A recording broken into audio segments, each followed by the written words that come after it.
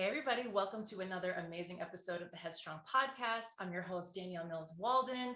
We are back for another amazing episode, and we have a special guest that I'm super excited for you guys to hear from because this entrepreneur is really kicking butt. So, welcome to the show, Will. Thank you. Thank you. Definitely excited to be here. I've been looking forward to this day for a little minute now. I always want to be able to share my story with other people, help them out as much as I can, and just get the word out. I love it. Well, let's kind of start off where we kind of start out all of our episodes off. And I want to find out from you, when was the first time that you felt headstrong? Oh, okay. I've had a lot of those moments, but let me really go back since I've been doing this for a while.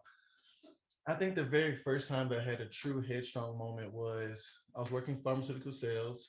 I was back with my parents. I ditched the downtown living, went back in, tried to rebuild, and I was driving 3 hours one way during pharmaceutical sales, 3 hours back.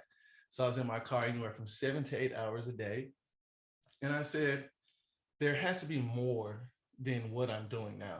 It can't just be go to work, wake up, go to work, provide service, and come back and then repeat over and over and over.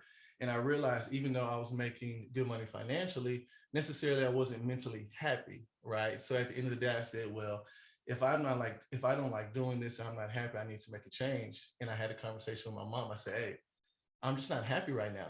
And she looked at me and she said, well, William, you have benefits, you're making money, you got a company car, you can't leave that. And it struck me, regardless of how I felt personally, saying, hey, I'm not happy, it was no worry or anything about that. So I had to make the decision for myself to say, hey, William, it's you and you in this world, nobody else. So you have to, let them hang, take that step forward and do what makes you happy. And that's when I started my e-commerce journey. That's why I'm here today.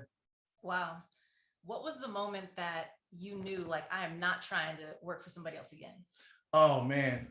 So just to give you a little backdrop, I come from a sales background. I did pharmaceutical sales from 2014 to 2017, going into 18.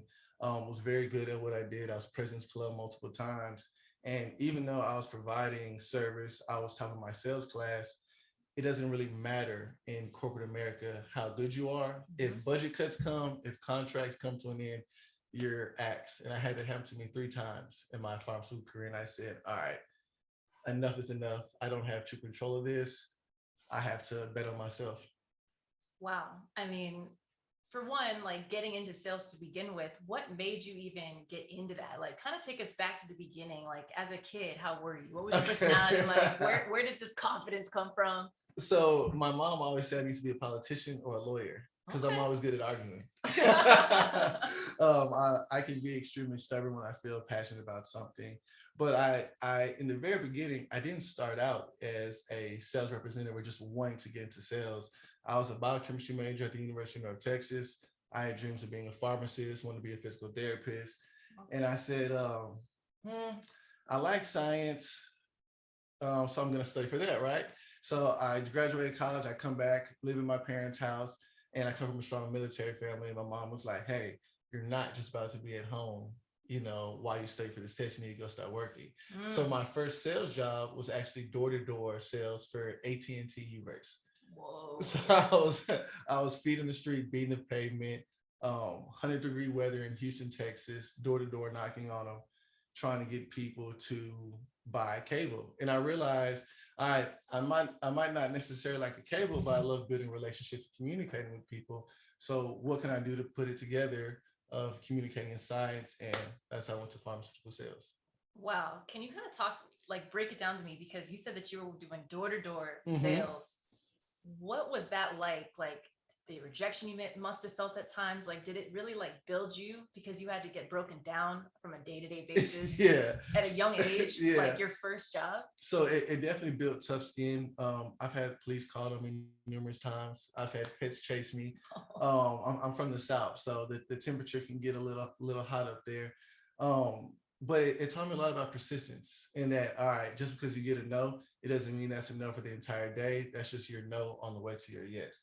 So no, no, no. I started falling in love with the no's because I knew I was one step closer to the yes. So it built up a lot of courage, a lot of consistency and persistence with me. No, definitely. And I hear you mention your mom a lot. Like, how important is your mom in your success and your journey? Oh, definitely. She's definitely my backbone. My dad was kind of like the easygoing flow with it. That's how I get my reserve personality. Okay. But my go get it, stay on it, always be your best. That definitely comes from my mom. She ruled with an iron fist, 100% of the time. So if I got an 89.5, she was always the person. Well, what happened with that other 0.5? Like, why couldn't we get a 90? Why can't we just push that a little bit more? So that's how I live my life today. Why can't I do just that little bit extra just to get that much better? Okay, I love that. I love that you always had somebody in your corner kind of pushing you to be your best. And you can definitely see how that is really transferred over into kind of how you are today. Okay, let's talk about like you leaving this, you know, six-figure sales job, President's Club, you're winning, you're doing great, but you knew for yourself that you wanted to do more and you wanted to have more control over your life. And you decided to literally go from something secure, something stable, something with benefits you talked about, then to literally get into the world of entrepreneurship, which is scary, uncertain, risky. What was that like from a mindset change? So it was definitely what you started with in the beginning of it's scary leaving the security, right?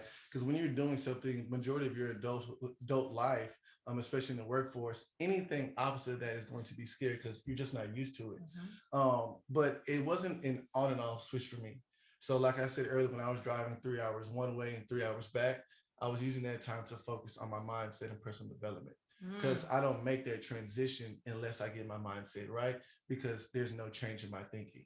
So instead of using my car to listen to music or just zone out and complain, I use that time, for my benefit and listen to nothing but like Bob Proctor, Napoleon Hill, Les Brown, a lot of these positive and personal development mentors, and I became aware of my own abilities. Right. So if you really understood the power of the mind and how you can train it to do what you want to do, you'll have like the utmost faith in accomplishing anything. But first, you have to be aware of your abilities. And a lot of people today, they're just not aware of the power that's deep within them. That is so true because mindset is so powerful. But one thing that you mentioned that I'm really going to focus on is the fact that you were spending so much time in the car, but then you made a shift to say, hey, I'm going to stop listening to my rap music, whatever you listen to in the car, jam out. I'm going to use this time to benefit myself and do professional development. Can you talk to our audience who's listening? Why is professional and personal development so important to their growth? Yeah. Well, you said the keyword growth. You have to ingest new information to have new thoughts and new reasonings for action. And you cannot get that by the same way that you were thinking. It's literally impossible. That's why they say your network or your environment is everything, right? So if I'm surrounded by nothing but negative influences of people who are not striving to be their best selves, then I'm going to be the next one just like that. So I had to literally make the decision that I wanted different, so I have to do different. So you start auditing your day. All right, what takes up my time?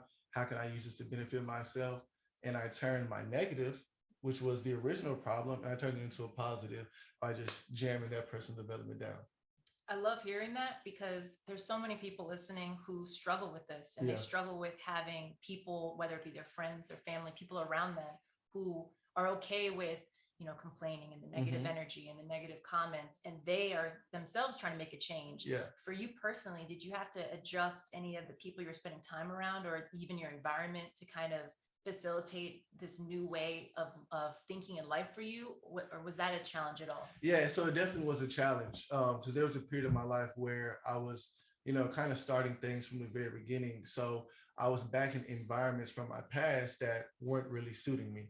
Now, when you say about changing your environment, it's not easy at all because when you change yourself, everything around you changes. And the one thing I learned is people love change, but they hate being changed. Ooh, right. Say that again. So people love change, but they hate being forced to change. So I'll be completely open, honest, and transparent. My own family, right? My mother and my father, they come from a different way of thinking. So my dad had me when he was around 48. I'm definitely a late baby to the bunch. I'm the baby of the group. But the way of thinking when my parents were raised is completely different than the way that we think today.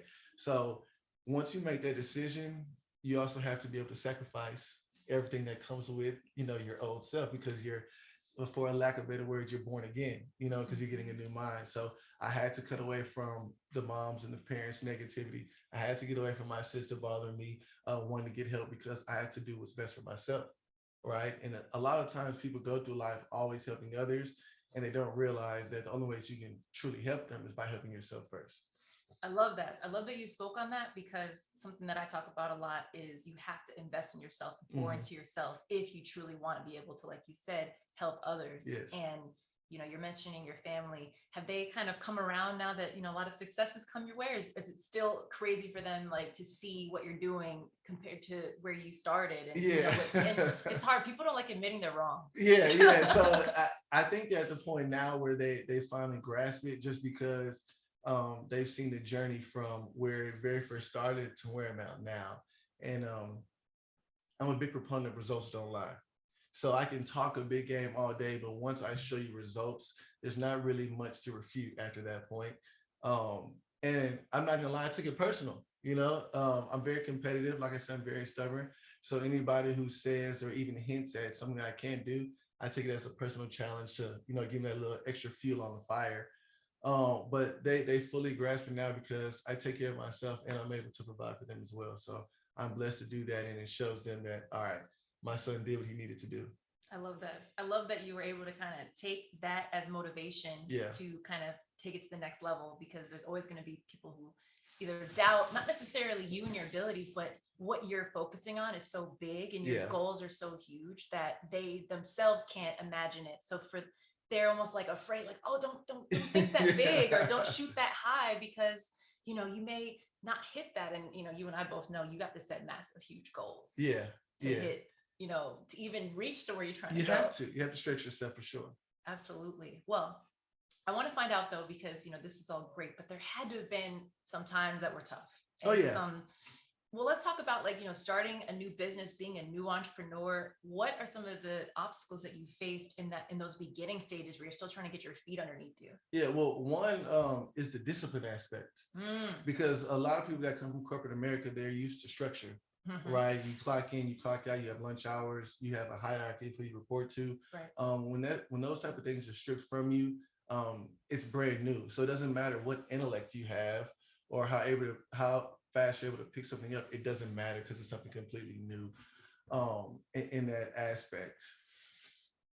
Yeah, because honestly, so many people don't understand that, like, when you're in corporate America, so much of your day is structured for you. And when you're an entrepreneur, you're setting your own schedule. You have to be your own boss. And that means if you had a lazy day, your business suffered. Yes, 100%, 100%. So you definitely have to be aware of your time management. I would say that's one of the main things that you have to focus on. But there were definitely those times where I was in dead space, what I call it, where, all right, I did maybe 3 to 4 hours worth of work, and I couldn't figure out what I need to do next. So there's that whole, like, well, am I doing this right? Am I doing this wrong? Oh no, I'm not doing it how I think it should be. So that means I must be failing. Right. That's the number one thing. So the obstacle is definitely getting out of your own head and using that persistence. But there's definitely ups and downs, but you just have to understand that the obstacles are a part of the journey and not a deterrent from the journey. And I think a lot of people get that confused, because from my business aspect, learning e-commerce was something that's completely new to me. There's no way I can do it perfect from the very beginning. So I'm going to lose money. I'm going to mess up on the actual logistics of the operation. And same from the mindset. Like, I have to learn these things over time, and the best teacher is experience. Absolutely. You said one thing that, your mind is like the biggest experience. So can you kind of like give our audience some tips? Maybe they're thinking of starting their own business, or they're looking to kind of break away. What are some things that they should do to ensure that they can kind of start off right? Got you. I would say the main thing that they need to start off with is figuring out their purpose and their why. I think a lot of people get into business or want to start it for the materialistic things, right? You want this freedom of time, you want the money and all, buy the nice cars, nice house, nice clothes, and do all those things. But those things are not enough to sustain the momentum needed for entrepreneurship. You really have to have a burning desire for your purpose and your why to either help somebody or have some type of message that you want to get out to the people to keep you going through the ups and downs of entrepreneurship. So definitely, if I was to give the number one tip, is figure out why you're even doing it in the first place. so you can have that for fuel as you go through the journey.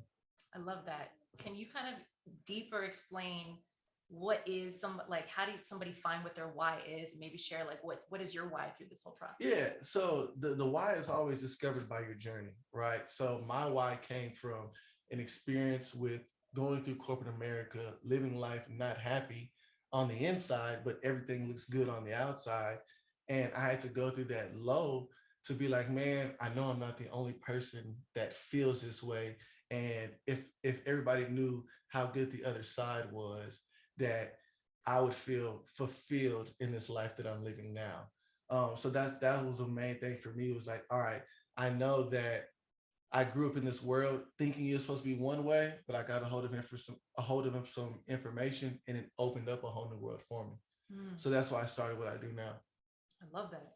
I love that whole mentality of how you're kind of going into that. But there's so many people that struggle with self-doubt. Yeah. And they, want big things for themselves, but then in their mind, they're saying like, oh, you can't do this. And, who do you think you are? Like some of that imposter syndrome. No, it's real. It is a real thing. So it's a real thing. I'm curious, like, how do you move past that? Or what advice would you give to our audience who at times struggles with, doubting themselves? Yeah. So that's a dope question. It's very important. The number one thing is getting awareness of how your mind works. Love that. The only reason why we have those doubts, those worries, and those fears is because we're doing something that is opposite to what we're used to, right? So whenever we're trying to cross over that terror barrier, what we like to call it, the body works as, or the mind works as this type of homeostasis. It wants to keep everything normal. Even though that normal might be bad, it could be good. It just wants to stay normal. So whenever you're doing something that's opposite of normal, it says, alert, alert, hold on now. What are we doing here? Let me tell the mind, doubt, worry, fear, right? So if you are ignorant to what's really happening, you're going to take that as a no sign that this is wrong. But if you're aware that, hey, I'm just stepping out of my comfort zone, therefore the body is responding to me to something that it's not used to, but let me just push through this and then impress that to what we call our subconscious mind. It will accept it, and then I'm able to move forward with that doubt, worry, and fear. And then it's a whole new world after that. That is so powerful what you said, because there's so many people where the second they feel just a little bit uncomfortable, they shy away, they pull back, like you said. And something we talk about a lot on this show is pushing through feeling uncomfortable and 100%. Aggressively throwing yourself at it, because like that is the moment where things are about to get real, but in a good way. And it's going to feel scary. It's going to be uncomfortable, but keep persisting through it. And you're obviously a testament to that, because it sounds like you've had to do that a number of different times. And now you're like so clear. Yeah. I love that. It's funny when you think back about it, because even though I had the skill set and the whereabouts to make that leap, there was something inside that was still holding me back. It's not like I just made the decision one day and was gone the next. It was a period of months where I was like, oh, am I going to do this? Am I going to leave it?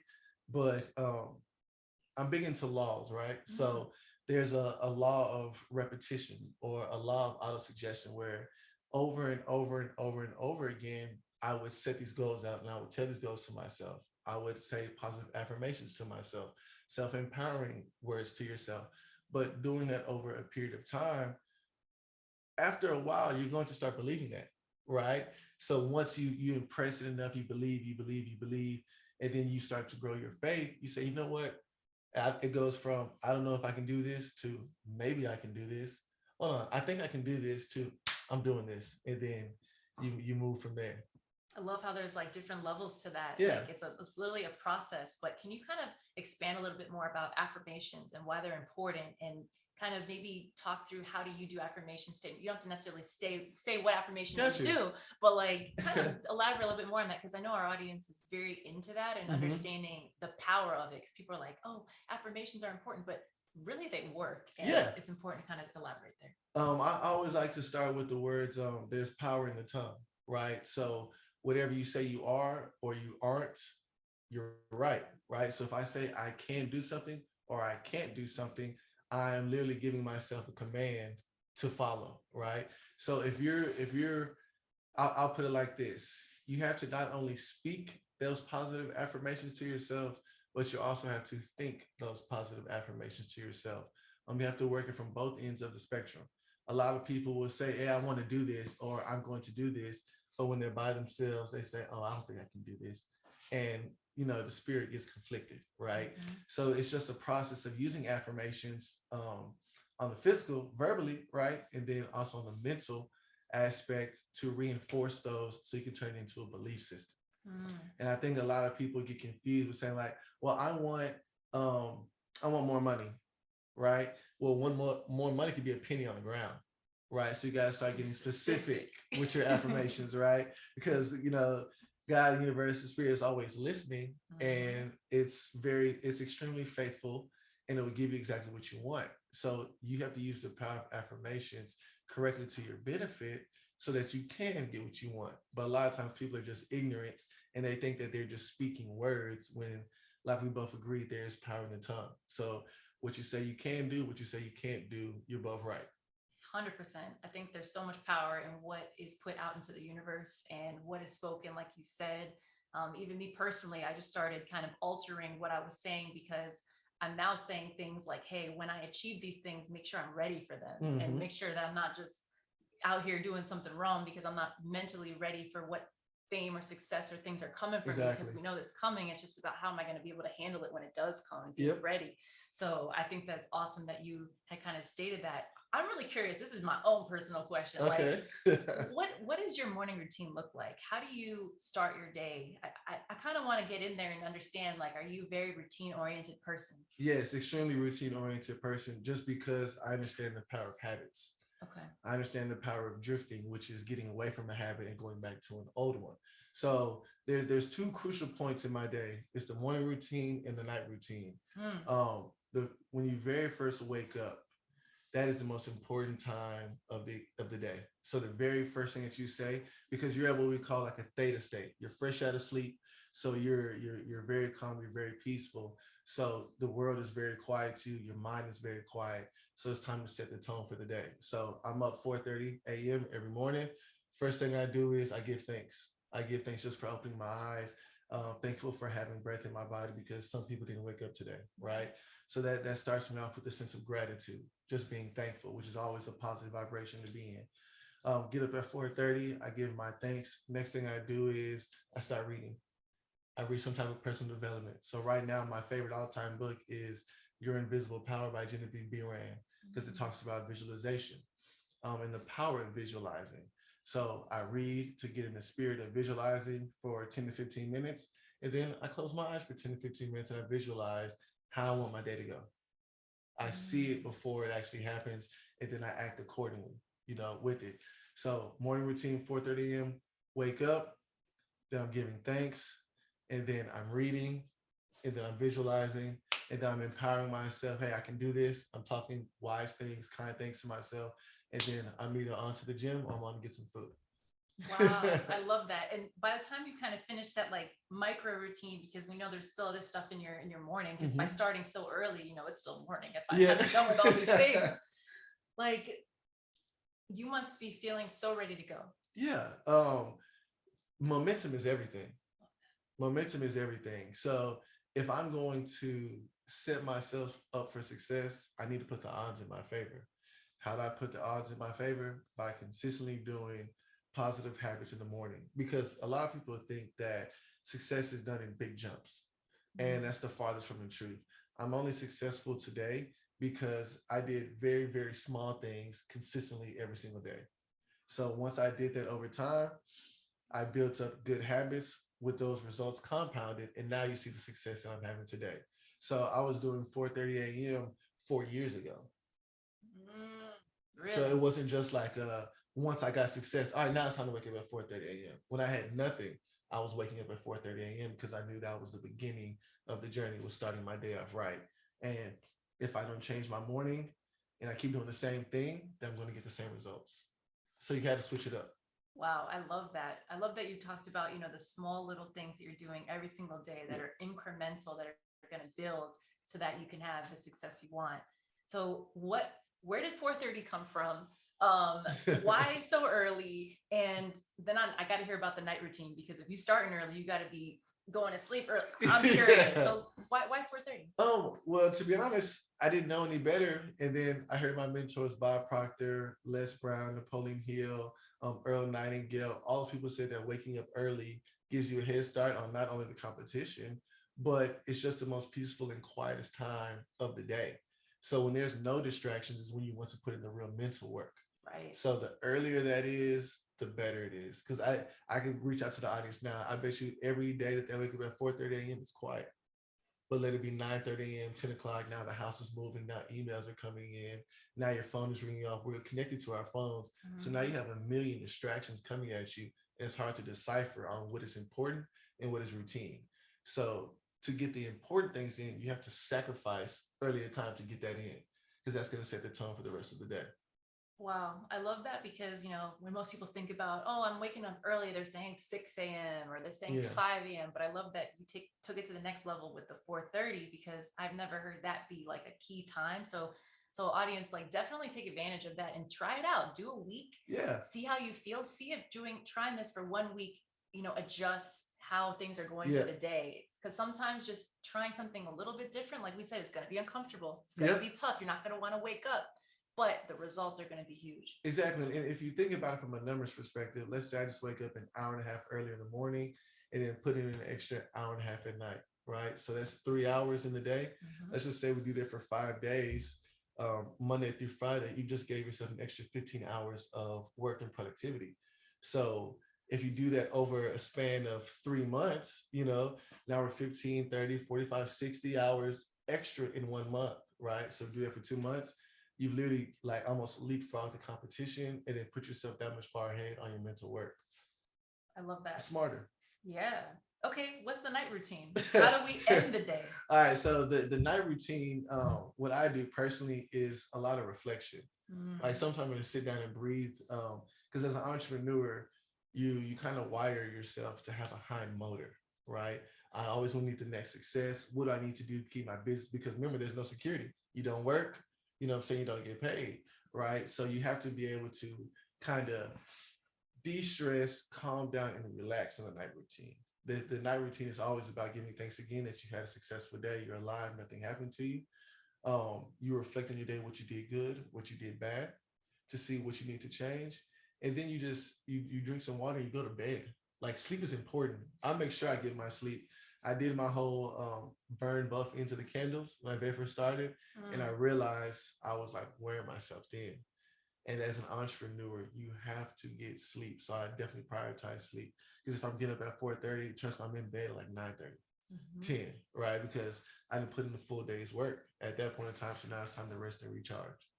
That's super important. Just that ability to reflect on the day. And in that reflection, are you looking at like, did everything that I set out for myself, did I achieve those things? I need to make an adjustment, or is it more so just like let's reflect how today went and did we do what we needed to do? Yeah, so it's pretty much both, right? So I'll reflect on like what just happened, like I'll literally just breathe and like take it all in, and then I'll audit myself, say what I need to do better, what kind of threw me off in the day that I wasn't expecting.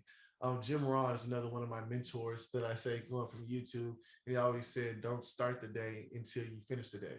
So at night, before I'm really shutting my eyes, I already have a head start on what I'm going to do the next day, right? So I have routine set, I have disappointment set. I need to get my productivity in here, record my content here, and then I can go to sleep rest assured that like, all right, I know what I'm going to be doing next day. I think that's so powerful. And I love that the way your mind thinks, it's just like always trying to improve and better itself.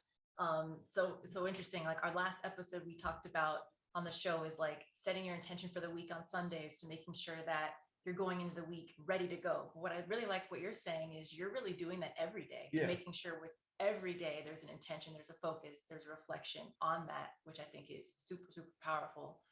Yeah, that's awesome. Yeah, it's important because it goes back to the theory of the small compounding habits. So if I do that every single night, I'm going to get to my goal very fast because I'm efficient and I don't have to like figure it out the day of, right? So it's always about working smarter, not harder. I don't know if you're like me, but I hate being unprepared and I hate not being ready. Oh yeah. Like, there's some people who just wing it. Yeah. And they're like, yeah, I got this presentation. I'm just gonna like, I've never been that person. I always have to like be ready to go, make sure I'm going to be looking okay, what am I saying, and just be ready, because like I feel like like just being from being an athlete, like being prepared and going into a match knowing that you've done everything that you could do from a practice standpoint to be ready to go. Like, I'm big on that, and it seems like with everything you're talking about, being really organized and having these schedules, the preparation is important to you. Yeah, it's extremely important to me, but if I'm being honest, it didn't start out that way. Okay. I provide myself, or I pride myself on having a high sense of bravado and confidence. So I've always been the type of person that like, hey man, I don't need no preparation. Like, I'm gonna go up there, I'm just gonna do it because I'm cold. That's what I'm gonna do. And that only gets you so far. I consider myself to be very talented, but I didn't have necessarily the best work ethic. Okay. But then I you've heard this saying that a good work ethic would be talent any day. Yeah. But if you have talent with work ethic, you're almost unbeatable. Lethal. Yeah, exactly. So I had to, to take some maturity and actually learn like, hey, William, yeah, you're talented, but somebody with a better work ethic is gonna come whoop you. Right. And I hate losing competitive. So I said, I have to be able to, use my bravado, use my confidence, but actually have a good work ethic if I want to get to that next level. I love that you said that, because with so much humility, because there's so many people that are in sales roles where they're really successful, they're doing good, so they take for granted like the work that goes into it. And being an entrepreneur now, working for yourself, you understand like, I got to be prepared, I got to be on my A game, because talent is not enough. Yeah. And it definitely takes more. But I want to kind of go back to what you were talking about with mentors, and why I love this is you listed a number of different mentors, which I'm not sure if you've ever gotten to meet any of them or not, but I know if you haven't, you will. Yeah. But I talk a lot on this show about having mentors in your life, but you don't have to know these people personally. You don't have to have an actual relationship with them. There's so much free knowledge out there that we 100%. can grasp. Can you maybe talk about the power of mentors and how they've impacted your life, and maybe ones that you've either, actually personally know, and then ones that you've kind of leaned on for your growth? Yeah. So a mentor is crucial. And I don't think that you can have true success without a mentor, because you're stuck to figure it all out on your own. And the key to doing what you want to do in life is finding somebody who's living that exact life, doing exactly what you want to do, and then listen to everything they say and just follow direction. But like you said, it takes a lot of ego, like shutting down to do that, to be humble. But using the power of the internet has always been my strong suit. That's how I do my business today. And I used to leverage YouTube to get a front row seat with some of these people who I would never be able to sit in the same auditorium with, just because of location. And at the time, I wasn't in a position to do so. So my biggest mentor plug, I would say, was YouTube, right? Because I can literally watch a professional who knows exactly what I'm doing on the mind and on e-commerce. I can watch them whenever I want, how I want to, for as long as I want. So I definitely leverage Bob Proctor, Les Brown, Dennis Kimbrough, Napoleon Hill, Earl Nightingale, Lloyd Conrad, a lot of other people on YouTube every single day. And I would literally just make playlists. And it got to a point now, when I very, very first started my entrepreneurship journey, I had created the habit of, as soon as I open my eyes and give thanks, I would have a phone ready to play on YouTube. So it would automatically start playing. So within the first 5 minutes of me waking up, I have Les Brown screaming at me, you got to have courage to get up and try new things. So you do that long enough, you're going to have courage to get up and try new things. So leveraging the power of YouTube and having access to hundreds of mentors, unlimited access, all hours of the day, was definitely a benefit, and it's necessary for anybody to get started on any type of journey that they want to, because you have to be able to go get the knowledge. That's the key to life. It's just knowledge. You're either ignorant or you're knowledgeable about something, and those are the difference in anything, right? So as much knowledge as you can get from these mentors, the better you are going to be in the long run. So definitely YouTube. Now, I didn't get a chance to meet any of those people yet. But in my mind, I've already met with them, and I've had conversations just like we're having right now, because I've listened to them night after night, where we built like a cyber relationship to say, because the journey is lonely. A lot of people, when you go into entrepreneurship, when you're starting something new and you have your own vision, nobody else can see that vision but you, right? So you have to bond with somebody who thinks the way you do or that you want to think. And if you have nobody in your environment, YouTube and the internet with this information that's on it is going to be your best friend. So that's what I had to do. Pretty much all of 2017 until today. I consistently always get some type of personal development. That's super important. And I feel like we are so lucky in 2022, and like the kids out there, the Gen Zers, they're so lucky that like there's so much free information out Oh there. man, it's And crazy. it makes me get to the point where I'm like, there's no excuses. There's none. There's none. No excuses of why you can't develop yourself and pour into yourself, because it's all out there. Think about our parents; they had cassette tapes of Proctor and you know, these people trying to like listen to those type of things. But it's so limited now; it's so broad. Yeah. And you know, you could definitely get into those days where you're just on repeat on YouTube and it's going after video after video after video, and then you leave, you're like, I'm ready to take over the exactly. world. It's so much. It's a charge up. It's a charge up, and I'm really big on momentum, because when you can get that momentum going and you can maintain it, like success is on the way. Especially if you're getting a good dose of positive information on a daily basis. I'm a big habit. I'm a big provider of habits and consistency and persistence. That's all somebody needs to be successful, along with having faith. Absolutely. I love that. Now, when we talk about routines, Mm-hmm. you are currently in the process of doing a very, very challenging, what do we like to call this? Well, it's a challenge, a very challenging challenge that you're doing right now called 75 Hard, that I'm familiar with because I try to do it myself. I didn't make it to 75 days. I got to like day 36 and then tapped out a little bit. But I'd love for you to kind of share with the audience what is 75 Hard and kind of why you decided to do this challenge to push yourself to the next level. Yeah, so 75 Hard is a challenge by Andy Frisella, where it's 2 workouts a day, 1 inside, 1 outside for at least 45 minutes, 10 pages of reading, a progress picture every day, no cheat meals, and no alcohol.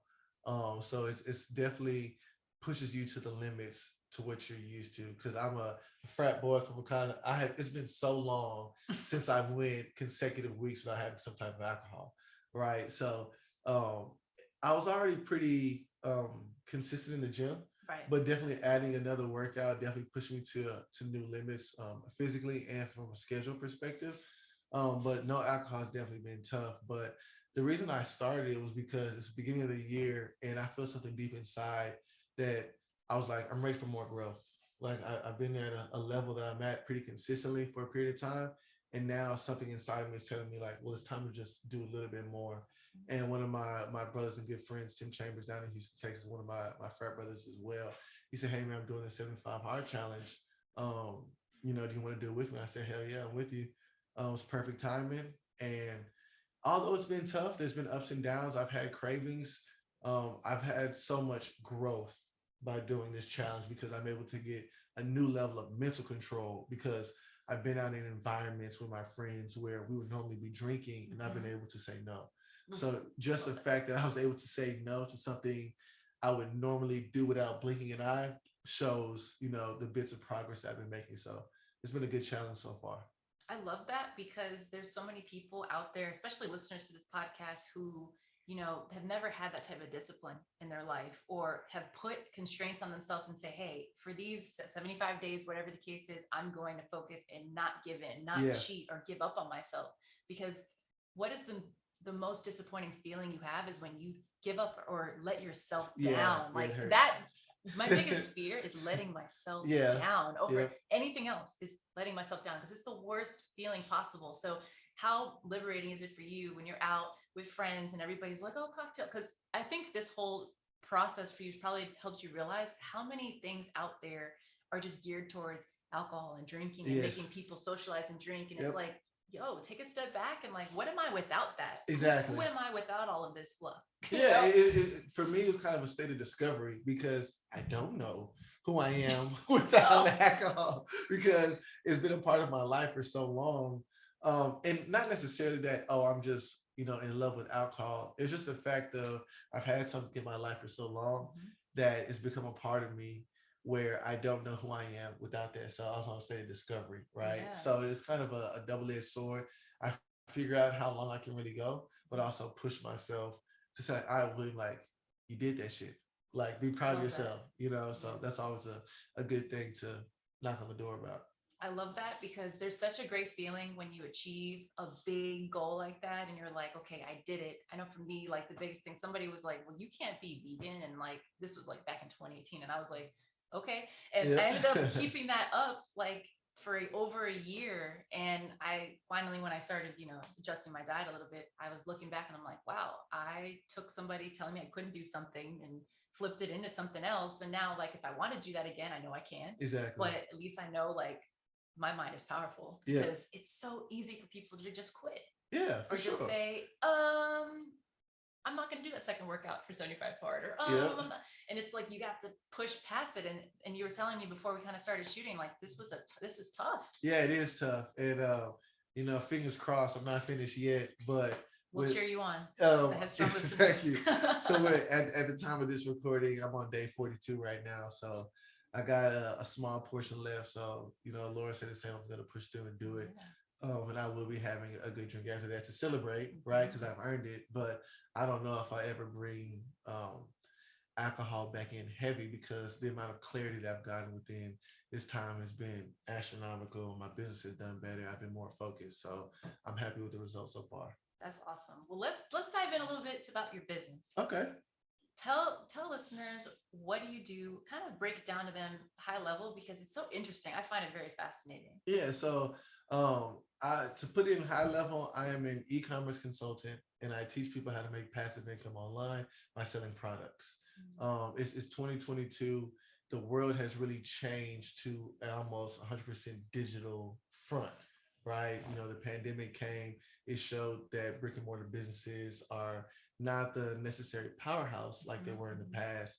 And the way that technology is advancing, it's never been easier to use something that's connected to the internet, like a cell phone or a laptop, to make passive income.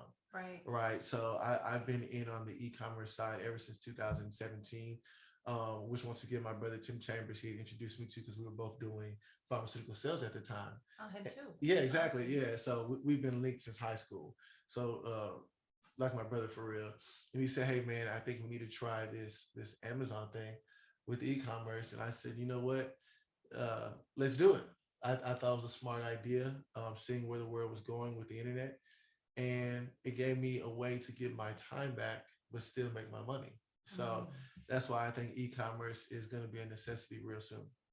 Oh, for sure. I mean, everybody's on Amazon. Everybody's buying stuff on Amazon. So just knowing that you could have a say or a part of that that huge pie that Jeff Bezos is getting. Yeah. Can I just get a piece of it Exactly. on a reoccurring basis or something? So I think it's so cool that you're doing that because I know, like me personally, I don't know a ton of people that are in that space that are thriving like you in that space. What would you say to somebody who's considering wanting to get into that space? Like, what is something they need to look out for? I would say the main thing that they need to look out for is one, like which platform they're going to use, because each platform, let's say Amazon or Facebook, has its own emotions, right? So the number one thing would be to figure out which platform that you want to sell on, and then making sure that they have a strong foundation in just business acumen, right? Because when you're doing sales online, it's still a business, even though you're not going into the store, but you still have to run it like a proper business, right? Treat customers as if you were actually seeing them face to face, even though you're not seeing them, because they're people just like you, right? But I'll also emphasize credit as well. Credit has been extremely big in my business, just because it gave me the opportunity to leverage OPM, other people's money, or like we like to call it the bank's dime, to be able to use in my business to make passive income. Right. So the main two tips I give somebody that wants to get started in e-commerce is one, figure out which platform and go from a consumer mindset to a supplier mindset, right? Just like you said, get a piece of the pie, and then make sure you got your finances in order, because you'll learn that yes, it is a skill set to sell products online, but once you learn that skill set, you'll be able to sell for the rest of your life. So then it comes like, well, how do I pay for it? Yeah, because it's like Amazon's not going nowhere. It's not. It's not. Definitely not going nowhere. But you talked about credit and the importance of credit. How has credit or the ability to have a lot of credit, like good credit, like impacted you and allowed you to kind of reach new heights? And was it always this way? Or did you always have great credit? Yeah, so in the very beginning of my credit journey, I didn't know what the hell I was doing, right? And another one of my good friends, brothers, Chris Joseph, he's Chris Joseph University on YouTube. He was one of the first people to introduce credit to me. And then I was like, hey, can you kind of look at my credit profile and show me, like, can I do anything with this? I was still at my job. I was getting ready. I was thinking about making that move. I know I needed some type of financial structure to like make that jump. And so I'm waiting on the fourth. So there's a lot of Williams. So a lot of me and my dad's actual credit history got kind of merged together. Is it good or bad? So that's actually a great thing. Okay, good. Because I figured like yeah, my dad took very good care of his credit, my mom as well. And when I was just getting my credit journey started, it said that I had a card on there from 1975. You're like, I'm not that old. Yeah, like, well, it's literally impossible since me and my dad have the same name. It was actually able to get on my account. And then once I figured out what I was working with, I said, well, my credit is good. And then I learned about getting an LLC, starting a business. And if you have good credit and you do the proper structuring of your business, they will give you a good amount of money for your business. So I was able to start with anywhere around $30,000 to $40,000 in business credit just because I had good personal credit. And I was able to use that in e-commerce to leverage and selling products online. And then I was able to, over time, replace my income with my pharmaceutical sales with the money that I was making online passively, right? So I said, well, hold on. If I'm able to just take my credit, sell products on Amazon, this big platform, and I can get the same amount of money, but a fraction of the work, then I have something here. Wow. And then I was just in on it ever since. So now I teach people all across the country how to do the same. I love that. Like, how can our listeners get in touch with you, find you, figure out how to work with you, or, see everything that you have going on? Yeah, so social media is definitely the best place. It's Will Allen 4 __ on Instagram. And then it's William Allen 4 on Facebook as well. I also have a website. It's www.faultlessfranchise.com. There you can go find out more about me, the rest of the team, how we can help you get on the same journey, because I always tell people I'm no different than they are. I all started at the starting line just how they are, but it wasn't until I got a piece of information that changed my life, right? So now my main goal is giving out as much information and providing as much value as possible just to get someone on that journey, closer to freedom. That's what it's all about. I love that. And I'll make sure to include all the links in the show notes because, Will's always dropping value, dropping knowledge, his content. Definitely follow him on social media because there's always something of value there. And there's so much to see and to learn from. So I think that's awesome. Before we kind of wrap up the show, is there one last piece of advice that you want to give our audience before we kind of close? Oh, man. You got a lot of self-development inside that head. Yeah, pick I can go. I would say if there was one thing that I wanted to leave the audience with is at the end of the day, it's not you versus anybody else. It's really just you versus you. So don't get in the spirit of competing with other people. Just try to beat your best self, and success will be guaranteed for you. That's literally a success formula that will not lose. Do not worry about anybody else. Stay in your own lane and just try to get at least 1% better every day, and you'll be successful. I love that. Thank you so much for being a part of the show, sharing so many amazing gems of knowledge and keys. Like, I can't wait to re-listen to this again. Just go back and hear what you said. Guys, you heard it first. Focus on you. Do not look around. Do not try to compare yourself to others. Comparison's the thief of all joy. Focus on you. Yes. And until next week, thank you. Thanks again. And thanks for being here. No worries. My pleasure. Talk to y'all later. All right.